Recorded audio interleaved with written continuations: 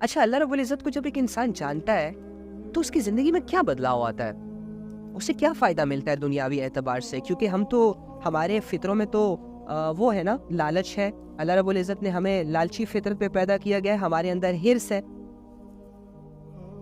اور ہم اس چیز کے قریب نہیں جاتے جو کہ ہمیں دنیاوی اعتبار سے کوئی فائدہ وغیرہ نہیں دیتی, رائٹ؟ ایسا ہی ہے نا ہمارا مزاج. جن چیزوں میں آپ کو انٹرسٹ نہیں ہے, لوگ آپ کے سامنے وہ کر رہے ہوتے ہیں, آپ ان کو دھیان ہی نہیں دے رہے ہوتے, لیکن وہ لوگ ان میں انٹرسٹ لے رہے ہوتے ہیں, ان کو بڑا مزہ آ رہا ہوتا ہے. پھر جب وہ آپ کو سمجھاتے ہیں, آپ کے دل میں ان چیزوں کی ویلیو بٹھاتے ہیں, جب آپ سمجھ جاتے ہیں تو آپ بھی ان کے ساتھ شریک ہو جاتے ہیں. تو اسی طرح جب اللہ رب العزت کو انسان جان لیتا ہے, اللہ رب العزت میں انسان انٹرسٹڈ ہو جاتا ہے, اور اللہ رب العزت کو اللہ رب العزت کی صفات اپنے دل میں بٹھا لیتا ہے, اس کے بعد عبادتیں آسان, اس کے بعد نیکیاں آسان, اس کے بعد مجاہدے آسان, اس کے بعد اللہ کے لیے قربانیاں کرنا آسان, اس کے بعد اللہ کے لیے گناہ چھوڑنا آسان, نیکیاں اپنانا آسان.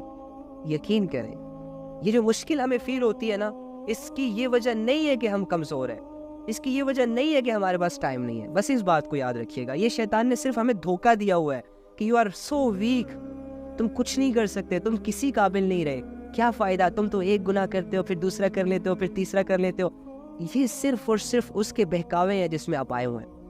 آپ ہمت کریں, اپنے اللہ کو پہچانیں. اپنے اللہ کو کیسے پہچانیں گے آپ؟ قرآن کے ذریعے سے. کیسے پہچانیں گے آپ؟ اسلامک اسکالرز جو کہ آپ کو اللہ رب العزت کے بارے میں بتاتے ہیں, اس کی صفات پر غور کر کے کہ میرا اللہ کیسا ہے, میرے اللہ نے مجھے آج تک کیسے ٹریٹ کیا. اس کے علاوہ اس دنیا میں جتنے بھی یہ نقشے ہیں نا, جو بھی نشانیاں ہیں, جو میجکس ہیں, ان پر غور کر کے آپ اپنے اللہ کو پہچان سکتے ہیں. اور دیکھو, میں دنیاوی مثالیں آپ کو زیادہ اس لیے دیتا ہوں تاکہ آپ سمجھیں. لیٹ سپوز میں ایک سوشل میڈیا یوزر ہوں, یا آپ ایک سوشل میڈیا یوزر ہے, آپ بہت فیمس ہیں, اوکے, آپ کی پکچرز لوگوں کے سامنے جاتی ہے, آپ کی پرسنالٹی لوگوں کے سامنے جاتی ہے, اس کے علاوہ آپ کے ایکشنز لوگوں کے سامنے جاتے ہیں. دور سے کہیں 100 میل دور بیٹھا کوئی شخص آپ کو دیکھتا ہے, آپ کو آبزرو کرتا ہے, آپ کی پوسٹ کو دیکھتا ہے, آپ کے بارے میں تھوڑا سا بایو پڑھتا ہے, تھوڑا سا آپ کے بارے میں نا نالج گین کر کے آپ کا نقشہ اس کے ذہن میں بیٹھ جاتا ہے, وہ آپ سے امپریس ہو جاتا ہے, فوراً ڈی ایم میں آ کے آپ کو کہتا ہے جی میں آپ سے انسپائرڈ ہوں, مجھے آپ اچھے لگتے ہو. اور پھر وہ اگر لیٹ سپوز چلو آپ کو پرپوز کر دیتا ہے, آپ سے کہہ دیتا ہے کہ آپ کی پرسنالٹی مجھے بھا گئی اور میری ایک اٹریکشن آپ کی طرف ڈائیورٹ ہوئی, لہٰذا اگر وہ آپ کو پرپوز کرتا ہے, آپ آگے سے اس کو پرپوز کرتے ہیں. ٹھیک ہے, دونوں کی سٹوریاں شروع ہو گئی. اب مجھے یہ بتائیں کہ یہ جو لڑکا جس نے ایک لڑکی کو سوشل میڈیا پہ صرف دیکھا, اس کی صرف پکچرز کو دیکھا, اس کے کمنٹس کو ریڈ کیا, تھوڑا سا آبزرو کیا اکاؤنٹ سے کے ذریعے سے, دور میلوں دور اس کو پرپوز کر رہا ہے, پھر یہ لوگ باتیں کر رہے ہیں, اور کرتے کرتے سالوں گزر جاتے ہیں. باتوں میں جب انٹرسٹ پیدا ہوتا ہے تو پھر 3 4 بجے تک ان کی چیٹنگ چل رہی ہوتی ہے. یہ کیوں چل رہی ہوتی ہے؟ حالانکہ یہ ایک دوسرے سے ملے نہیں ہوتے, حالانکہ یہ ریئل میں ایک دوسرے کے سامنے نہیں آئے ہوتے, بس ایک دوسرے کی نشانیوں کو دیکھ کر ان لوگوں نے ایک دوسرے کا تصور دل میں بٹھا لیا ہوتا ہے, اور اتنے اٹیچ ہو جاتے ہیں کہ ان سے باتیں کرنا آسان, لمبے لمبے خواب ان کے ساتھ دیکھنا آسان, زندگی کی پلاننگز کرنا آسان ہو جاتا ہے. اور جب ان سے بات کرتے ہیں, ایک دوسرے سے بات کرتے ہیں, بغیر ملے, بغیر دیکھے, بغیر کھائے, مزہ آ رہا ہوتا ہے, رائٹ؟ ہمارا اللہ ہمارے سامنے نہیں ہے. ہمارا اللہ ذات میں کیسا ہے ہم اس پر غور نہیں کر سکتے. ہمارا اللہ صفات کے اعتبار سے ہمارے سامنے ہے, ہمارا اللہ نشانیوں کے اعتبار سے ہمارے سامنے. ہمارا اللہ دنیا میں ایسی چیزوں کو اس نے پیدا کیا ہے کہ جس کے بارے میں تھوڑا سا انسان غور کر لے تو اپنے رب کو پہچان لے. جیسے کہ میں نے آپ کو کل کہا کہ اللہ رب العزت فرماتے ہیں کہ اگر میں زمین کو یہ حکم دے دوں کہ ان پر یہ رزق بند کر دو, میں نے کو کل کہا تھا نا, یہ آیت سمجھائی تھی میں نے آپ کو, کہ اگر زمین کو اللہ رب العزت صرف اتنا کہہ دے کہ آج کے بعد نو رزق, اپنا رزق بند کر دو, تو کیا اس دنیا میں کوئی دوسری ایسی ذات موجود ہے, کوئی دوسرا ایسا پاور موجود ہے, کوئی بڑا سائنٹسٹ ہو, کوئی بڑا ڈاکٹر ہو, کوئی بڑا زرعی زمینوں کا کوئی ڈاکٹر ہو, کیا وہ تمہیں اس زمین سے رزق نکال کے دے سکتا ہے؟ نہیں دے سکتا. تو اللہ فرما رہے ہیں کہ اس دنیا کا مکمل ہولڈ میرے پاس ہے.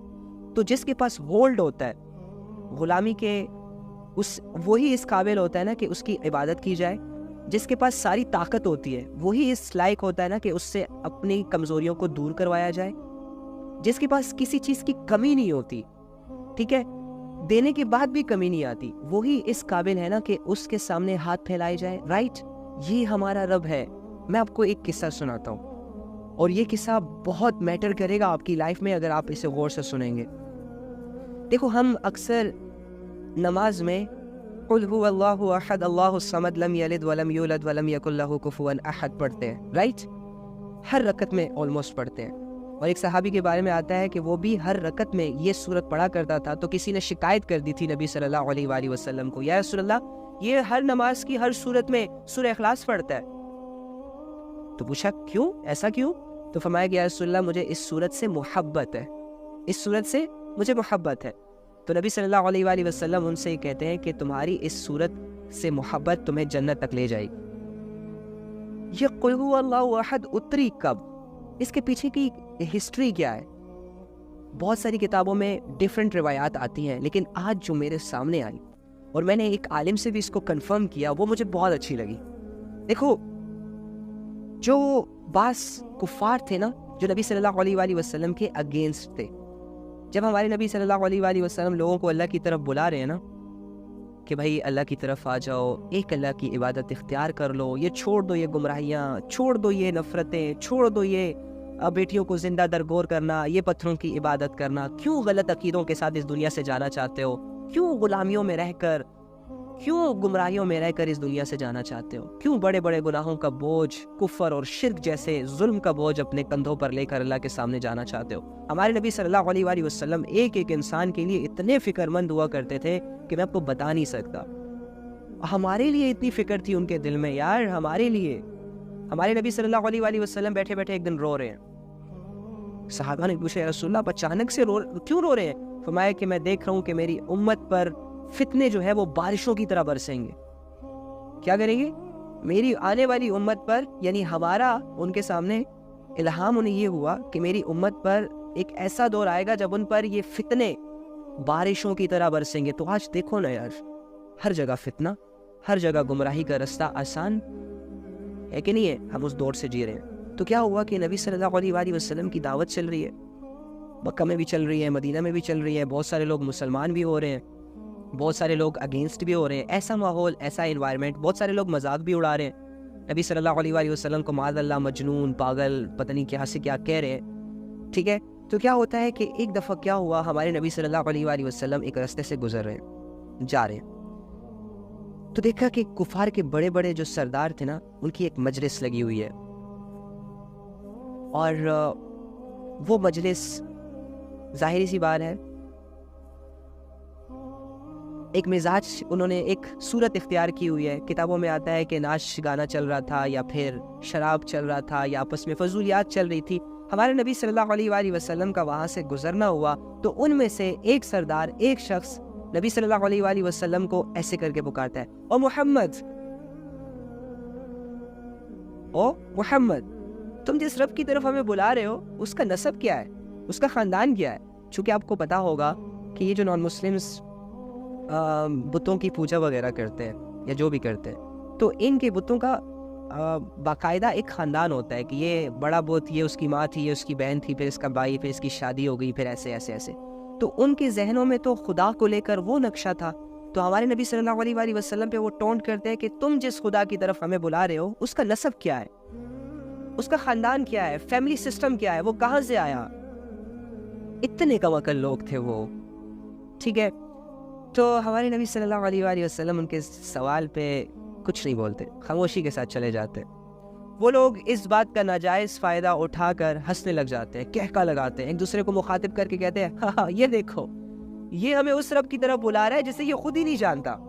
یہ ہمیں اس رب کی طرف کہہ رہا ہے کہ آ جاؤ, اپنے باپ دادا کے بتوں کی پوجا کرنا چھوڑ دو, ان کے رستے پر چلنا چھوڑ دو, کہ جن کی حقیقتیں ہمارے سامنے ہیں, جن کا بیک گراؤنڈ ہمارے سامنے ہے, لیکن ایک ایسے خدا کو مان لو کہ اس کا نہ کوئی وجود ہے لیکن پھر بھی وہ ہر جگہ ہے, اور ایک ایسے مذہب پر ایمان لے آؤ کہ جس کے بارے میں اس کی بڑی بڑی باتیں ہیں, کہ جس کے بارے میں یہ کہتا ہے کہ یہ ہر گلی کے ہر کچے پکے آبادی میں جائے گا, جھونپڑیوں تک جائے گا یہ مذہب. اس طرح کی ٹونٹ کرنے لگ گئے ہمارے نبی صلی اللہ علیہ وآلہ وسلم کو, اور کرتے کرتے ایک دو جتنے بھی بیٹھے تھے سب ہنسی مذاق میں یہ بات لے لی. ان کو پوائنٹ مل گیا کہ اس نے تو ہمیں جواب ہی نہیں دیا. اس کا مطلب یہ ہے کہ محمد معاذ اللہ جھوٹا ہے, جھوٹے خدا کی دعوت دے رہا ہے. ہمارے نبی صلی اللہ علیہ وآلہ وسلم چونکہ خود سے کوئی بات نہیں کرتے تھے, جب تک اللہ رب العزت کی طرف سے کسی بات کا جواب نازل نہ ہو جاتا, جبرائیل علیہ السلام ان تک لے نہ آتے, تب تک وہ اپنی طرف سے کوئی بات نہ کرتے. تو اس وقت ایسا ہی ہوا, اللہ رب العزت کے جواب میں تھوڑا سا ڈیلے ہوا, وہ چلے گئے چپ چاپ کر کے باتیں سن کر. کرتے کرتے کرتے دوسرا دن آیا, پھر سارے لوگ ان کی خدمت میں آئے یہی بات لے کر. اب سارے لوگ نا آپس میں نا مشورہ کرنے لگ گئے. کوئی ایک کے پاس جاتا ہے, جیسے کہ انسان کی فطرت ہوتی ہے, جب کسی کی کوئی کمزوری سامنے آتی ہے, یہ معاذ اللہ کمزوری نہیں تھی نبی کی, لیکن ہماری فطرت ایسی ہوتی ہے, ہم بحیثیت انسان جب ہمیں کسی دشمن کی کوئی ویکنس ملتی ہے تو ہم اسے پوائنٹ کر کے اسے مزید کمزور کرنا چاہ رہے ہوتے ہیں, اور اس کمزوریوں کو اتنا بیان کرتے ہیں تاکہ لوگ ہمارے ساتھ مل کر اس کے اگینسٹ ہو جائیں. اب یہی ماحول انہوں نے اختیار کیا, کبھی ایک سردار کے پاس جاتے ہیں, کبھی ایک گھر میں ڈسکشن چل رہی ہوتی ہے کہ محمد سے آج یہ پوچھا گیا تھا, محمد نے تو آج کوئی آنسر ہی نہیں دیا, یہ ایسا ہے, یہ ویسا ہے, فلاں ہے. کرتے کرتے کرتے کرتے نا یہ بات پھیل گئی پورے عرب میں. تو کیا ہوا کہ صحابہ تک بھی یہ بات پہنچ گئی کہ اچھا ہمارے نبی صلی اللہ علیہ وآلہ وسلم سے یہ سوال کیا گیا تھا اور انہوں نے کوئی جواب نہیں دیا تھا, وہ سپیچلیس ہو گئے تھے. تو روایات میں آتا ہے کہ صحابہ کے دل پر بھی شیطان نے اثر ڈالنا شروع کر دیا تھا, ان کے دل میں بھی شک و شبہات پیدا کرنے کی کوششیں شروع ہو گئی تھی. لیکن چونکہ صحابہ رضی اللہ تعالیٰ عنہ ایمان کے ہائی لیول پر تھے, تو سوچ کا آنا وہ تو ایک فطرتی چیز ہوتا ہے, شک و شبہات میں پڑ جانا انسان کا وہ ایک فطرتی چیز ہے. لیکن ہمارے نبی صلی اللہ علیہ وآلہ وسلم کے ساتھ وہ کھڑے رہے, باتیں ان کو ڈیفینڈ کرتے رہے ہمیشہ, اور نبی صلی اللہ علیہ وآلہ وسلم سے یہ کہتے رہے کہ یا رسول اللہ آپ اس بات کا جواب کیوں نہیں دیتے, لوگ ہمارا مذاق اڑا رہے ہیں, ہمیں بتائیں نا, یہ اللہ کے بارے میں پوچھ رہے ہیں, ان کو کیوں نہیں بتاتے. کرتے کرتے کچھ دن گزرتے گئے. تو کیا ہوا کہ پھر اللہ رب العزت نے جب ان کی ساری کنورسیشن سنی, کوئی آتا آپ سے یہ پوچھتا کہ اچھا تم یہ بتاؤ کہ تمہارا خدا سونے کا بنا ہوا ہے, یا تمہارا خدا چاندنی کا ہے, یا پیتل کا ہے, اور معاذ اللہ ایسی باتیں. اور کوئی ان کو کہتا اچھا تم مجھے یہ بتاؤ کہ اس کا خاندان کیسا ہے, اور وہ اس کا شجرہ نسب کیا ہے. اس طرح کی باتیں نا تو چلتی رہی. کہتے ہیں کہ 3 دن گزرنے کے بعد غالباً, یا کچھ کتابوں میں آتا ہے کہ کچھ وقت گزرنے کے بعد, اللہ تعالیٰ کمی کوتاہی معاف کرے, تو اللہ رب العزت نے فوراً سورہ اخلاص نازل کر دی. کیا ہوا کہ نبی صلی اللہ علیہ وآلہ وسلم پر جیسے ہی یہ سورہ اخلاص کے الفاظ نازل ہوئے تو کہتے نہیں وہ جیسے جان میں ایک جان آ جاتی ہے, کانفیڈنٹ ہو کے ان کے پاس گئے.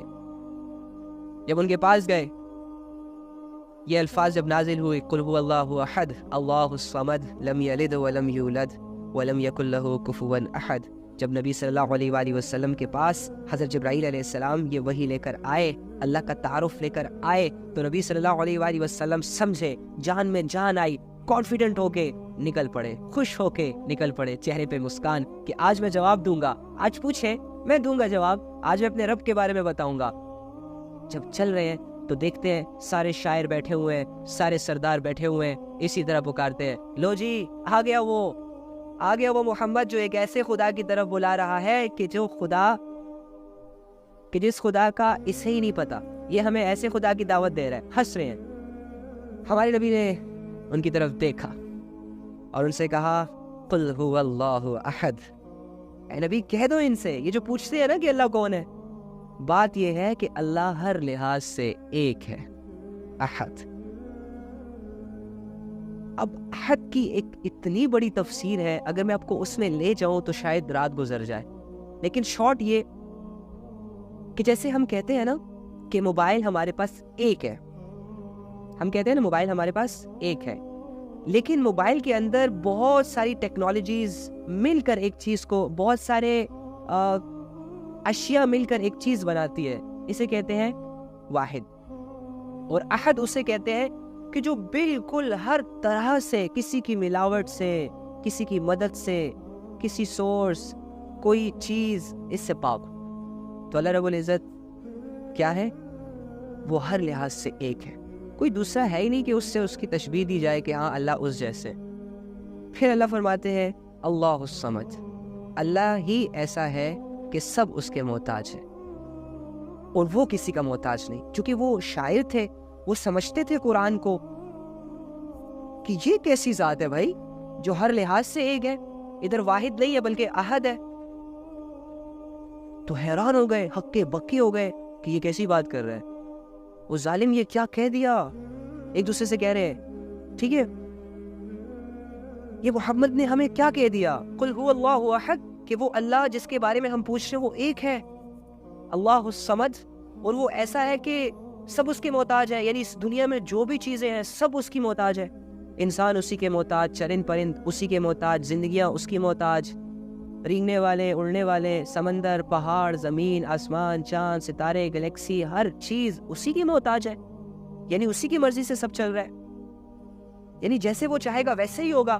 اور دوسری بات اس سے زیادہ حیران کن کہ وہ کسی کا محتاج نہیں ہے, اسے کسی کی ضرورت نہیں ہے.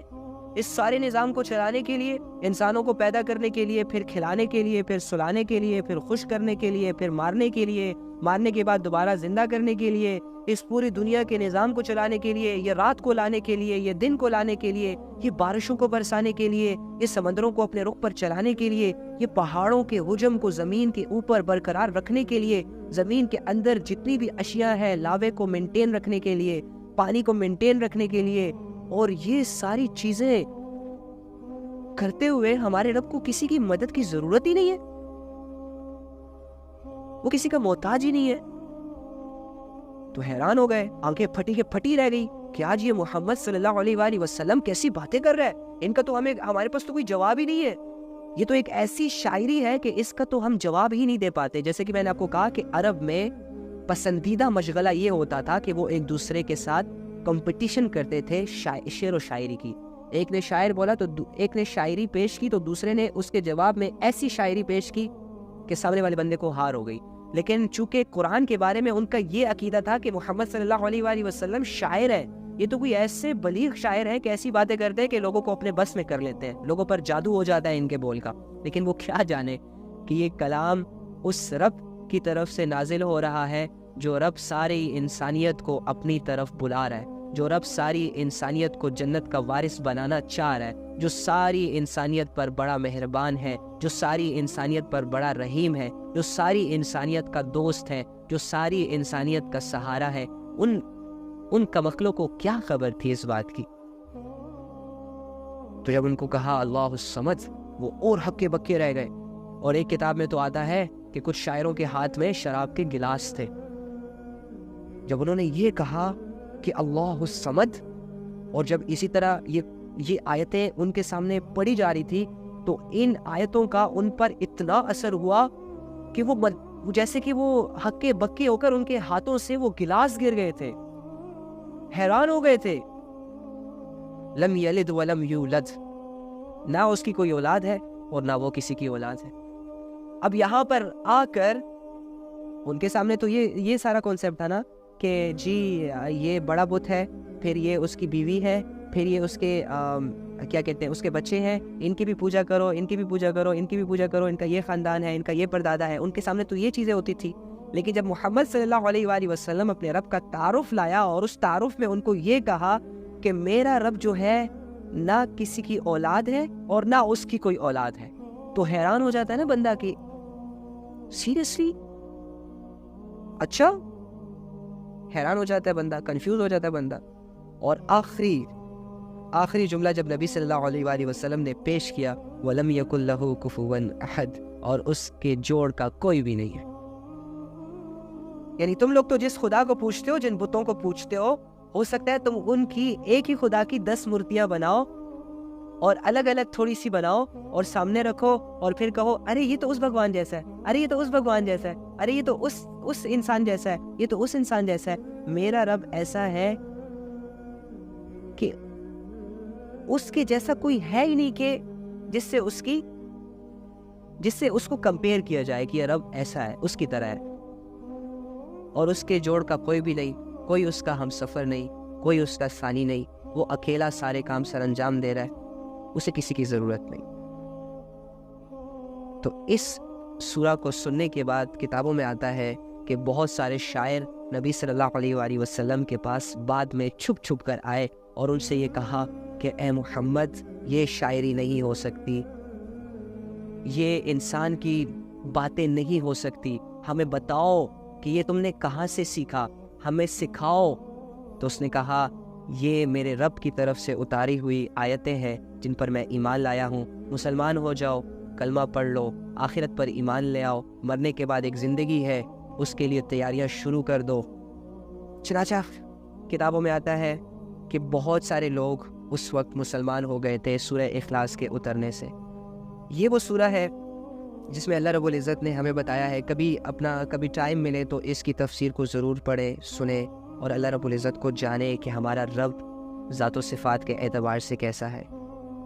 تو اللہ رب العزت کے ساتھ جڑنے میں اور اس کی ماننے میں اور اس کے ساتھ زندگی گزارنے میں جو مزہ ہے، جو زندگی کی قیمت ہے، وہ کہاں گناہوں میں وہ لذت، اللہ رب العزت کے ساتھ باتیں کرنے میں جو فیلنگز ہے، وہ کہاں کسی نامحرم کے ساتھ باتیں کرنے میں وہ مزہ۔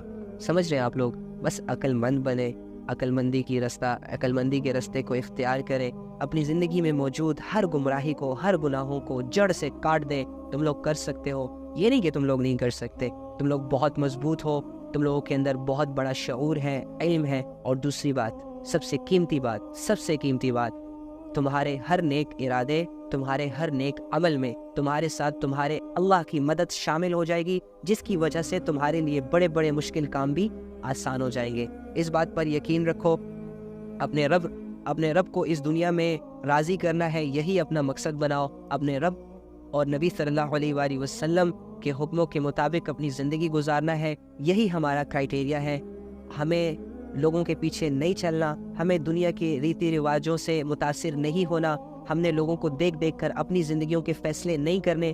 میں عاقل ہوں، میں بالغ ہوں، مجھے چیزیں سمجھ میں آتی ہیں، میں اپنے اللہ کو جانتا ہوں، میں اسی اللہ پہ ٹرسٹ کر کے اپنی زندگی کو گزار سکتا ہوں جتنی بچی ہے۔ آپ اسی اللہ پہ بھروسہ کر کے اپنی زندگی کو گزار سکتے ہیں۔ اپنے اللہ کو اپنے آپ سے اتنا دور مت سمجھیں، اپنے اللہ رب العزت کو 7ویں آسمان پہ تصور کرنا بند کریں، اپنے اللہ رب العزت کو قریب لے کر آئیں، اتنا قریب لے کر آئیں کہ آپ کو ریئلائز ہو کہ میرا اللہ ہر پل میرے ساتھ ہے، پلک جھپکنے کے برابر بھی میرا اللہ مجھ سے غافل نہیں ہوتا، میری ایک ایک سوچ سے واقف ہے، میری ایک ایک دل کی فیلنگز کو جانتا ہے، میں جن دردوں سے گزر رہا ہوں، میں جن مشکلات سے گزر رہا ہوں، میرے اللہ کی اس پر نظر ہے، اور وہ اللہ میرے لیے عنقریب آسانیوں والا فیصلہ کرنے والے ہیں۔ وہ اللہ رب العزت میری طاقت ہے، وہ اللہ رب العزت میرا سہارا ہے، وہ اللہ رب العزت میرے دوست ہیں۔